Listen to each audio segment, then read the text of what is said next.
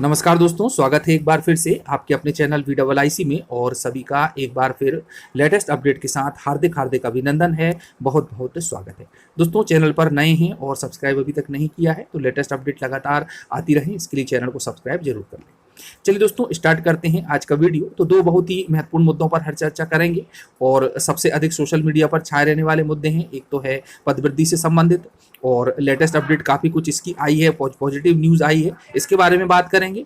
और दूसरा मुद्दा है ओबीसी का। जैसा कि हम सब जानते हैं कि काफ़ी समय से ओबीसी का 27% का मामला हाईकोर्ट में लंबित है, लेकिन इसके साथ ही जब चयनित शिक्षकों की सूची जारी की गई तो वहाँ पर हाईकोर्ट का हवाला देते हुए 13% को होल्ड रखते हुए 14% अभ्यर्थियों को ही लगभग 5 से 6 विषय में नियुक्ति दी गई और सभी जो उसके अलावा विषय थे उनको 27% पर ज्वाइनिंग दे दी गई। लेकिन दोस्तों, यहाँ पर हाईकोर्ट का हवाला किया जाता है तो हाईकोर्ट का जो बयान है, हाईकोर्ट के जो जज कहते हैं, वह भी काफ़ी कुछ विवादास्पद स्थिति देखने को मिलती है। कभी कहा जाता है कि शिक्षकों की नियुक्ति पर कोई रोक नहीं है और कभी कहा जाता है कि 13% आप होल्ड करें और 14% पर ही नियुक्ति दें जितनी भी सरकारी नौकरी हैं, प्रवेश परीक्षाएं हैं। तो काफ़ी विवाद वाली स्थिति यहाँ पर बनी हुई है। कोई भी स्पष्ट निर्णय नहीं है, ना ही हाईकोर्ट के द्वारा कोई निर्णय लिया जा रहा है। बार बार डेट बढ़ाई दी जाती है। अब अगली डेट 27 अप्रैल है, जैसा कि हम सभी जानते हैं, और वहां पर फाइनल सुनवाई की बात कही गई है, लेकिन अभी भी स्थिति स्पष्ट नहीं है। अब आ जाते हैं हम दोस्तों डीपीआई पर और आदिम जाति कल्याण विभाग पर।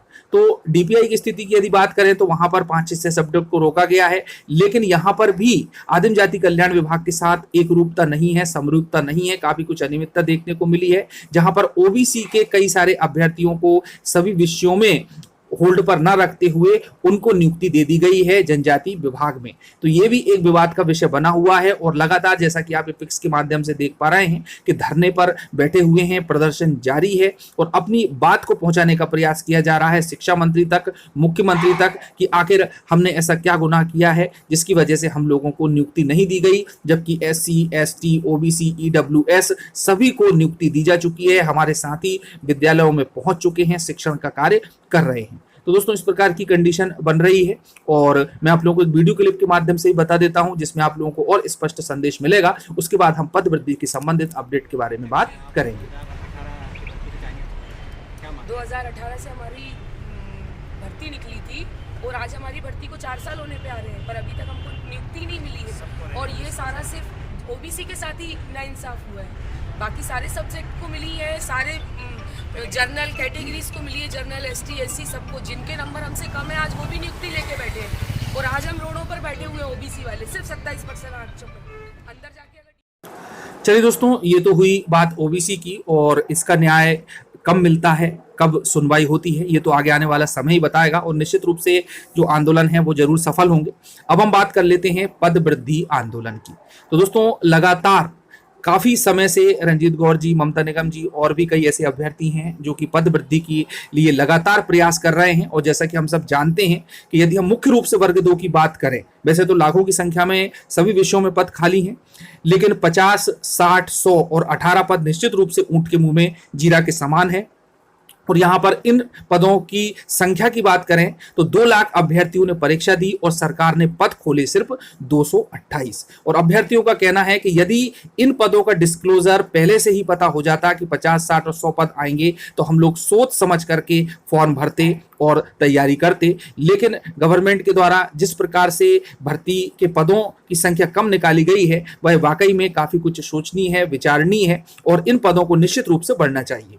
और लगातार आंदोलन के माध्यम से बहुत सारे प्रयास किए गए, लाखों की संख्या में ज्ञापन दिए गए और बहुत ज़्यादा मेहनत करने के बाद में एक बयान अभी हाल ही में सुनने को आया था जिसमें कि 3000 वर्ग 1 के पदों की वृद्धि की बात कही गई थी और 5000 वर्ग 2 के पदों की वृद्धि की बात कही गई थी और बहुत ही जल्द नोटिफिकेशन जारी करने की बात कही गई थी। तो दोस्तों, नोटिफिकेशन जारी करने के लिए भी हालांकि प्रयास बहुत ज्यादा गंभीर रूप से किए जाना आवश्यक है और केवल घोषणा मात्र से ही ना तो रोस्टर जारी हो पाएगा और ना ही किसी प्रकार का नोटिफिकेशन जारी हो जाएगा। इसलिए हाथ पर हाथ रखे नहीं बैठना है, उसका लगातार प्रयास करना पड़ेगा। लगातार ट्विटर के माध्यम से, सोशल मीडिया के माध्यम से जमीनी स्तर पर जो नोटिफिकेशन है उसको जारी करवाने का प्रयास किया जाना बहुत ही आवश्यक है। जैसे कि पहले डीपीआई और आदिम जाति कल्याण विभाग में रोस्टर जारी करने के लिए किया गया था, एक बहुत ही सघन और गहन अभियान चलाना अत्यंत आवश्यक है। तभी आगे कुछ हो पाएगा। और जो भी अभ्यर्थी इंतजार कर रहे हैं, बैटिंग वाले तो रहेंगे ही और बैटिंग से नीचे वाले भी, तो उनका भी इसमें सिलेक्शन होने के पूरे चांस बनते हैं। तो दोस्तों मिलते हैं फिर से अगले वीडियो में। धन्यवाद। जय हिंद।